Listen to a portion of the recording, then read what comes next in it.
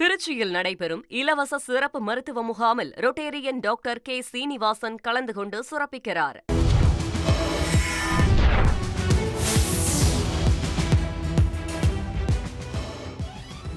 திருப்பூர் மாவட்டம் காரணம்பேட்டையில் நடைபெறும் திமுகவினுடைய மகளிரணி சார்பிலான வெல்லும் தமிழ் பெண்கள் மாநாட்டிற்கு வருகை தந்துள்ள முதலமைச்சர் ஸ்டாலினுக்கு உற்சாக வரவேற்பு அளிக்கப்பட்டு வருகிறது. இதுகுறித்த கூடுதல் தகவல்களை செய்தியாளர் ரமேஷ் வழங்கிட கேட்கலாம். ரமேஷ், இப்போ ஏற்கனவே இந்த நிகழ்ச்சி இசை கலை நிகழ்ச்சிகளோட இந்த நிகழ்வு தொடங்கின காட்சிகளை நம்ம பார்த்தோம்.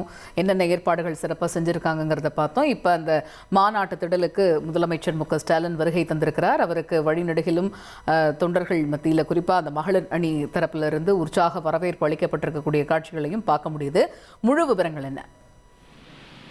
திமுக மகளிர் அணி மாநாட்டிற்கு பங்கேற்பதற்காக வருகை புரிந்த முதலமைச்சர் மு க ஸ்டாலினுக்கு மகளிர் அணி நிர்வாகிகள் உற்சாக வரவேற்பு அளித்து வருகிறாங்க.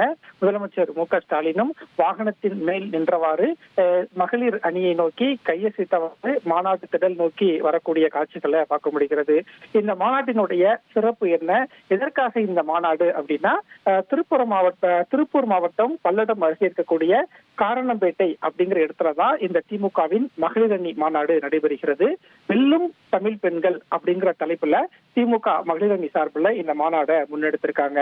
இந்த மாநாடுல யாரெல்லாம் பங்கேற்றிருக்கிறாங்க அப்படின்னா, முழுக்க பெண்கள் மட்டுமே இந்த மாநாட்டுல பங்கேற்றிருக்கிறாங்க.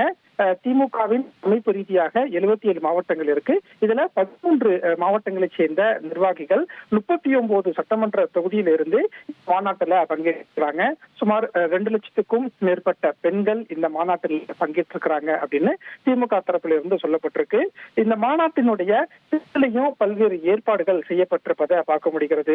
குறிப்பா இந்த திமுக ஆட்சிக்கு பிறகு 4.5 வருடத்துல மகளிருக்கு என்னென்ன திட்டங்களை செய்திருக்கிறோம் அப்படின்னு சொல்லக்கூடிய வகையில பல சாதனை விளக்கங்கள் இந்த மாநாட்டின் திடல்ல அங்காங்கே ஏற்பாடு செய்யப்பட்டிருக்கு.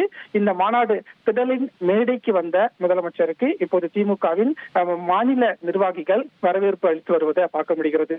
திமுகவின் துணை பொதுச் செயலாளர் கனிமொழி MP தலைமையில இந்த மாநாட்டுக்கான ஏற்பாடு அப்படிங்கிறது செய்யப்பட்டிருக்கு. ஏற்கனவே கடந்த டிசம்பர் 2வது வாரத்துல திமுகவின் இளைஞர் அணி மாநாடு அப்படிங்கிறது திருவண்ணாமலையில நடைபெற்றிருந்தது. இந்த நிலையில தான் மகளிர் அணியை பலப்படுத்தக்கூடிய வகையில இந்த மாநாடு நடைபெறுவதை பார்க்க முடிகிறது.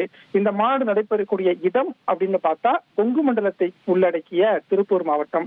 கொங்கு மண்டலத்தினுடைய வாக்குகளை திமுகவுக்கு வரும் வகையில இந்த மாநாட்டுக்கான ஏற்பாடு செய்யப்பட்டிருக்கு அப்படிங்கிறதையும் பார்க்க முடிகிறது. சட்டமன்ற தேர்தல் வர இருக்கிறதுனால பல கட்சிகள் தேர்தலுக்கான வியூகங்களை வகுத்து வராங்க.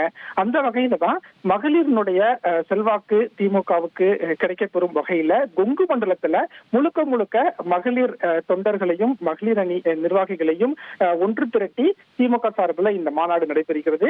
வரக்கூடிய நாட்கள்ல அடுத்தடுத்த இடங்கள்லயும் அடுத்தடுத்த மண்டலங்கள்லயும் திமுகவினுடைய மகளிர் மாநாடு நடைபெறும் அப்படின்னு சொல்லப்பட்டிருக்கு. இன்னும் ஒரு அரை மணி நேரத்துல இந்த மாநாட்டில் முதலமைச்சர் மு க ஸ்டாலின் உரையாற்ற இருக்கிறார்.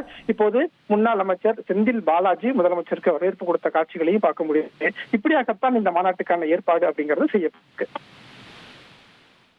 விரிவான விவரங்களை வழங்கியமைக்கு நன்றி ரமேஷ். திருச்சியில் நடைபெறும் இலவச சிறப்பு மருத்துவ முகாமில் ரொட்டேரியன் டாக்டர் கே சீனிவாசன் கலந்து கொண்டு சிறப்பிக்கிறார்.